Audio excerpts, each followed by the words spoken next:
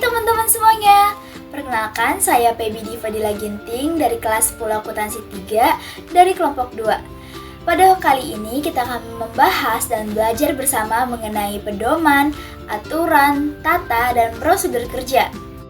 Supaya teman-teman gak bingung lagi, lanjut aja ke pembahasannya. Nah, jadi pedoman kerja adalah suatu standar atau pedoman tertulis yang dipakai untuk mendorong dan penggerakan suatu kelompok untuk mencapai tujuan organisasi. Pedoman kerja ini diciptakan pasti memiliki tujuan. Tujuannya yang pertama yaitu untuk memperlancar alur tugas, wewenang, dan tanggung jawab dari petugas atau pegawai terkait. Yang kedua, untuk memperjelas peran dan fungsi tiap-tiap posisi dalam organisasi. Yang ketiga, sebagai pedoman dalam melaksanakan pekerjaan rutin. Yang keempat, melindungi organisasi atau unit kerja dan petugas atau pegawai dari malpraktik atau kesalahan administrasi lainnya.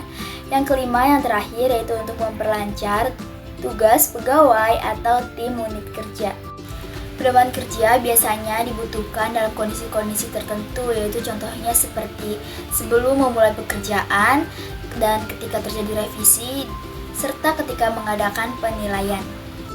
Keuntungan yang dapat diperoleh pedoman kerja yang pertama yaitu pegangan bagi pelaksanaan, alat komunikasi, serta pengawas sehingga pekerjaan bisa dilakukan secara konsisten. Yang kedua, para pegawai akan lebih mudah untuk mempunyai percaya diri dalam bekerja dan tahu apa yang harus dicapai dalam pekerjaannya. Yang ketiga, dapat digunakan sebagai salah satu alat pelatihan dan mengukur kinerja karyawan. Nah, selanjutnya ada aturan kerja. Aturan kerja adalah susunan aturan yang harus dilaksanakan dengan taat oleh semua karyawan ketika atau selama jam kerja atau jam operasional perusahaan. Selain itu, aturan kerja juga umumnya hanya berlaku di lingkungan perusahaan, tapi ada juga yang berlaku di luar lingkungan perusahaan ya teman-teman. Tujuan aturan kerja dibuat yaitu untuk memotivasi karyawan agar lebih disiplin, menegaskan kewajiban karyawan, dan menjadi prosedur standar di lingkungan kerja. Di sini terdapat beberapa contoh aturan kerja yang diantaranya ada waktu dan kehadiran kerja, pakaian seragam, keselamatan dan kesehatan pekerja, dan kewajiban pokok pegawai. Kita lanjut ke tata kerja. Tata kerja adalah cara-cara pelaksanaan kerja yang dilakukan seefisien mungkin atas tugas dengan mengingat segi-segi tujuan, fasilitas, tenaga kerja, peralatan, waktu, ruang, dan biaya yang tersedia. Tujuan tata kerja adalah untuk menghindari terjadinya pemborosan di dalam penyalahgunaan sumber-sumber dan waktu yang tersedia, kemudian menghindari kemacetan-kemacetan dan kesimpang siuran dalam proses pencapaian tujuan, dan menjamin adanya pembagian kerja, waktu, dan koordinasi yang tepat. Kemudian ada prosedur kerja. Prosedur kerja ini adalah rangkaian tata kerja yang saling berkaitan satu sama lain sehingga menunjukkan adanya suatu urutan tahap demi tahap serta jalan yang harus ditempuh dalam rangka penyelesaian sesuatu bidang tugas. Prosedur kerja ini memiliki fungsi diantaranya yang pertama ada memudahkan pegawai untuk melakukan pekerjaannya, kemudian sebagai dasar hukum yang kuat apabila terjadi penyimpangan dalam bekerja, dan memberikan pengetahuan tentang hambatan yang akan dihadapi oleh pegawai, serta memberi arahan kepada pegawai agar saling menjaga kedisiplinan ketika bekerja. Pedoman, aturan, tata, dan prosedur kerja memiliki persamaannya. Yang pertama yaitu dengan tujuannya yang sama. Semua bertujuan untuk menciptakan keteraturan, efisiensi, dan konsistensi dalam pelaksanaan pekerjaan di suatu organisasi atau instansi.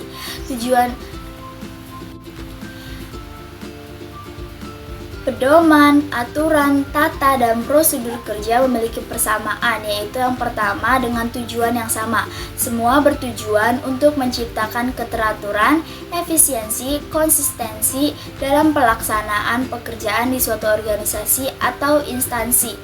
Dan persamaan yang kedua yaitu bersifat mengarahkan. Keempatnya tadi memberikan arahan atau panduan tentang bagaimana pekerjaan dilakukan dengan baik. Yang ketiga, persamaannya yaitu dokumen formal. Umumnya, keempat tadi tertulis secara resmi dan menjadi acuan bagi pegawai atau karyawan. Persamaan yang keempat yaitu mendukung sistem kerja. Pedoman, aturan, tata, dan prosedur kerja merupakan bagian dari sistem manajemen dan tata kelola kerja organisasi. Nah, tadi kan sudah persamaannya, sekarang perbedaannya.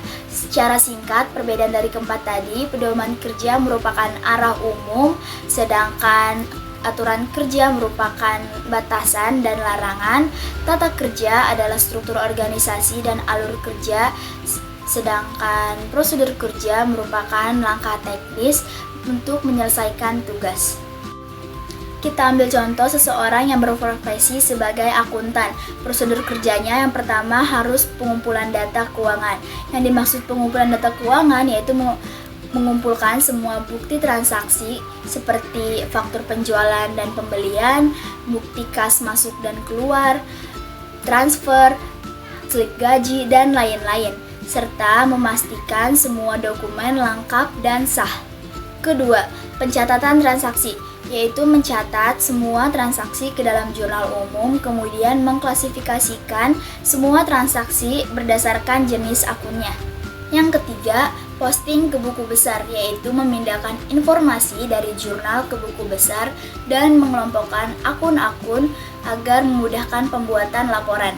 Yang keempat, ada penyesuaian akun atau jurnal penyesuaian, yaitu melakukan penyesuaian pada akhir periode akuntansi, misalnya penyusutan aset, beban dibayar di muka, dan pendapatan diterima di muka. Yang kelima, penyusunan neraca saldo. Penyusunan neraca saldo ini dilakukan untuk memastikan keseimbangan antara debit dan kredit. Yang terakhir, yang keenam, pembuatan laporan keuangan, yaitu membuat laporan keuangan sesuai periode, mulai dari laporan laba rugi, laporan neraca, laporan perubahan ekuitas, dan arus kas. Gimana teman-teman, udah paham kan mengenai pedoman, aturan, tata, dan prosedur kerja? Oke, kita belajar bersamanya sampai sini dulu ya. Sampai jumpa di video pembelajaran bersama selanjutnya.